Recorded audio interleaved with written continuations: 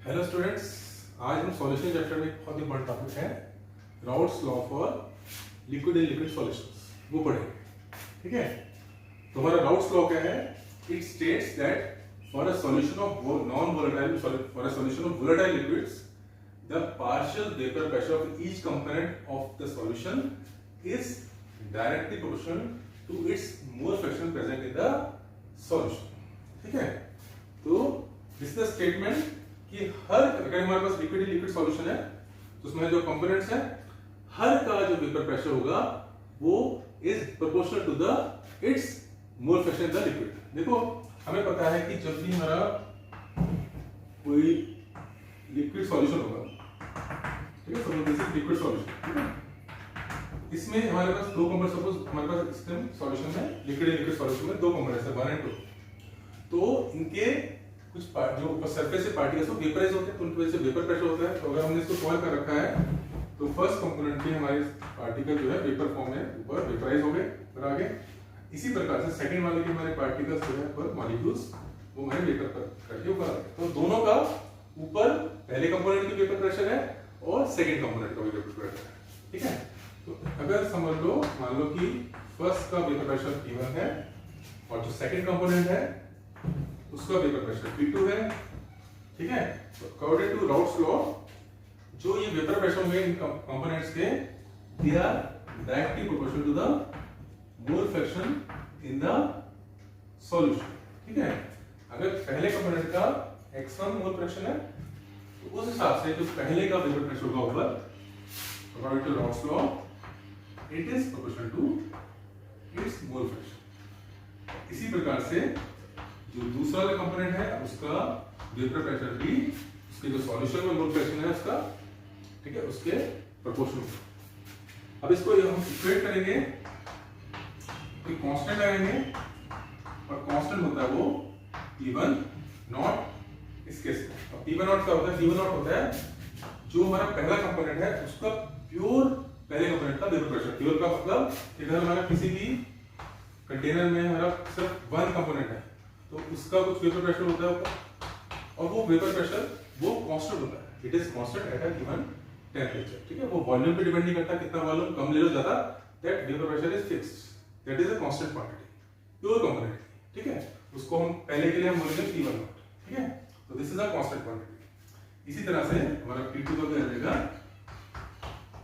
P2 not x2।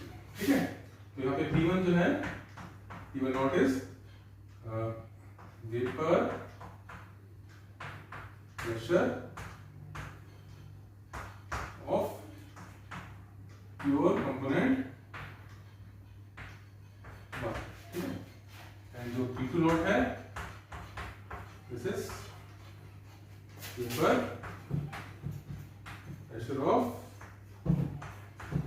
Pure component 2।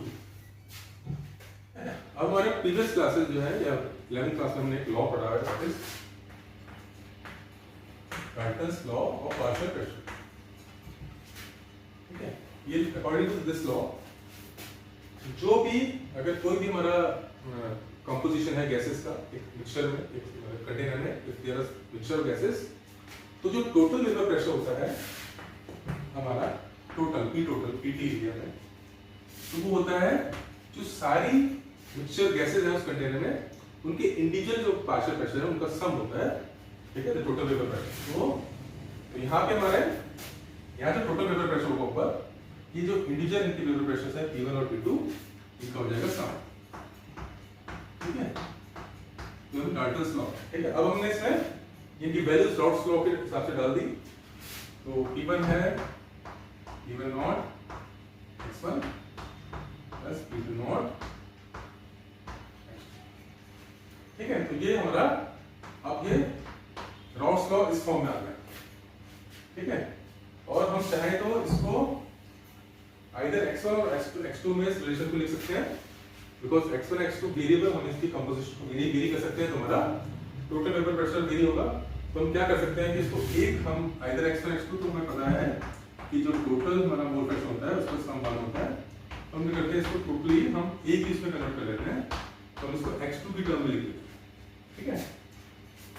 तो जो total vapour pressure आएगा होगा P1 1 minus x2 plus P2 x2, ठीक है। तो इससे हमारा जो राउट्स लॉ है वो इस फॉर्म में आ गया कि टोटल इसको हम खोलेंगे तो दिस विल P1 प्लस, ठीक है, इसको इसमें x2 कॉमन आ जाएगा और P2 माइनस P1, तो ये P2 माइनस खोलेंगे तो P1 और ये x2 दोनों से, ठीक है। तो हमारा राउट्स लॉ और volatile liquid solution volatile liquid वो इस फॉर्म में आ रहा है, ठीक है। अब हम क्या करते हैं, इसका ग्राफ बनाते हैं, ठीक है। अब हमारे इसमें क्या है, दो वेरिएबल्स हैं, है ना। अब हमारा सिर्फ वेरिएबल x2 हम x2 की वैल्यू चेंज करके नॉर्मली हम क्या करते हैं, वन को हम सॉल्वेंट लेते हैं, टू को सॉल्यूट, तो हम सॉल्यूशन में सॉल्यूट डालते रहेंगे तो x2 की वैल्यू चेंज होगी, ऑब्वियसली x1 की होगी, बट यहाँ पे हमने सिर्फ इसको x2 में रिप्रेजेंट किया हुआ है। x2 चेंज होगा तो हमारा टोटल वेपर प्रेशर भी चेंज होगा। दिस टर्म्स आर कांस्टेंट्स, ये हमारा प्योर कंपोनेंट की ये कांस्टेंट होगी, ठीक है। x2 वेरी करेगा तो हमारा Pt भी वेरी करेगा, ठीक है। ये कैसे वेरी करेगा, देखो ये बिल्कुल वैसे रिलेशन बन गई लाइन की होती है, y = 2mx + c, लाइन की जो इक्वेशन होती है x के हिसाब से y वेरी करता है, ये m और c आर कांस्टेंट्स। यहाँ पे देखो x2 वाला ये x आ गया और ये हमारा y कंपोनेंट है p टोटल, और ये हमारा m हो गया स्लोप, और दिस इज आवर c। तो ये कांस्टेंट, ये तो एक लीनियर रिलेशन है, तो ये ग्राफ बनेगा, एक लीनियर ग्राफ बनेगा, लाइन जैसा ग्राफ है, ठीक है, जो कि हमने छोटी क्लास में बनाया है। तो अब हम इनका ग्राफ बनाने की कोशिश करते हैं। तो अब हम क्या करते हैं, पहले तो हम उनके पुराने ग्राफ बनाते हैं, इंटीजर P1 और P2 के ग्राफ बनाएंगे, बाद में हम P टोटल के ग्राफ बनाएंगे, ठीक है। तो P1 का जो ग्राफ था P1 नॉट x, ठीक है। तो हम लेते हैं कि इनिशियली हमारा यहाँ पे प्योर हमारा सॉल्वेंट है, तो सॉल्वेंट का मोल फ्रैक्शन यहाँ पे मिल जाएगा हमारा 1, और अभी मैं सॉल्वेंट नहीं डाला, तो x2 इसका मोल फ्रैक्शन ऑफ 2 इज 0, ठीक है। अब हम इस तरफ क्या है, x2 को इंक्रीज करेंगे, करते जाएंगे, एक टाइम आएगा हम इतने ज्यादा डाल देंगे तो x1 का mole fraction almost negligible, exactly 0 तो नहीं होगा बट नेग्लिजिबल हो जाएगा, जो हमने इसमें x2 इतना डाल दिया, x2 ऑलमोस्ट 1 हो जाएगा उसका मोल फ्रैक्शन, ठीक है। बहुत ज्यादा हम उसमें डाल देंगे, ठीक है। तो इस तरह से हमारा वेरिएशन होगी, ठीक है। तो हमारा ग्राफ जो P1 का ऐसे आएगा, ठीक है, ये लीनियरली होगा ग्राफ, ये बायस पर mx होगा, c मतलब इसका c जो है जो y एक्सिस को काटता है, y इंटरसेप्ट तो 0 है, तो 0 से स्टार्ट होगा, ठीक है। तो जब x1 1 है तो 1 वाले की बात करें तो इनिशियली ये हमारा क्या होगा, अभी स्टार्टिंग क्या है, स्टार्टिंग में हमारा 2 तो कंपोनेंट नहीं है, प्योर 1 कंपोनेंट है, तो इसका मोल फ्रैक्शन 1 है, तो जो प्योर का वेपर प्रेशर हो जाएगा P1। अब हम जब x2 बढ़ाएंगे तो ऑब्वियसली x1 मोल फ्रैक्शन कम होना शुरू हो जाएगा, तो जब x1 कम होगा तो हमारा P1 की वैल्यू भी कम होनी शुरू हो जाएगी, और ये लाइन की जब लीनियर कम होगी तो ये ग्राफ जो है कुछ इस तरह से हमारा आएगा, और फाइनली 0 हो जाएगा, जब x1 0 अप्रोच करेगा तो P1 भी 0 को अप्रोच करेगा, ठीक है। इसी तरह से हम जब P2 का ये ग्राफ है P1 का, हम P2 का ग्राफ कराएंगे तो P2 भी हमारा स्टार्टिंग में 0 है तो वेपर प्रेशर 0 हो जाएगा, और जैसे जैसे हम बढ़ाएंगे तो लीनियरली वो बढ़ेगा, फाइनली x2 1 हो गया, यानी प्योर हमारा सेकंड कंपोनेंट हो गया सॉल्यूट, तो वो प्योर उसका वेपर प्रेशर होगा 0 हो जाएगा। यहाँ पे हम अज्यूम करके करते हैं कि जो प्योर फर्स्ट कंपोनेंट प्योर का जो वेपर प्रेशर है वो सेकंड के प्योर वेपर प्रेशर से कम है, ज्यादा भी हो सकता है बट हमने यहाँ पे अजम्पशन कर दी, एक को कम लेना पड़ेगा, कोई ज्यादा लेना पड़ेगा, ठीक है।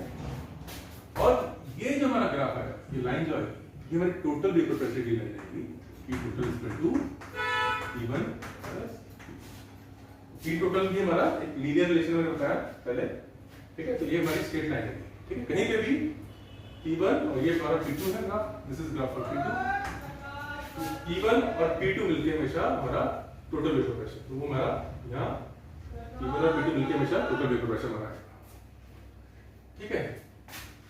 तो ये तो हमारा था rods law for non volatile volatile liquid solution, ठीक है। अब इसमें एक चीज और है, देखो जो ये हमारे लिक्विड में जो इनके कंपोजिशन है x1 और x2 जो है मोल फ्रैक्शन से। अब ये कुछ मॉलिक्यूल्स जो दोनों के ऊपर वेपर फेस में है तो उनका वेपर प्रेशर है।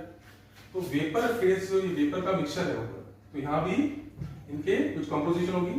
तो यहाँ पे suppose y1 is the mole fraction of first component और y2 is the mole fraction of second component. ठीक है, तो ये हमने वेपर जो मिक्सचर था ये हमने प्रीवियस क्लास छोटी क्लासेस में पढ़ा हुआ है कि जो किसी भी अगर वेपर कंपोजिशन है तो अगर उसमें मोल फ्रैक्शन डिफरेंट उसके तो उनके जो रिलेशन है ये भी डाल्टन्स लॉ है, जैसे डाल्टन्स लॉ। ठीक है, हमने पढ़ा है कि जो पार्शियल प्रेशर होता है वो डिपेंड कितना करता है इसके वेपर प्रेशर के, ठीक है, और इक्वल टू होता है it is equal to the mole fraction of first component into P total, mole fraction in vapour form. ठीक है, partial pressure is equal to mole fraction in vapour form into total vapour pressure. ठीक है, इसी प्रकार से second का y2 into P2। ठीक है, तो ये हमारा कुल मिला के आ गया routes law for liquid in liquid solution.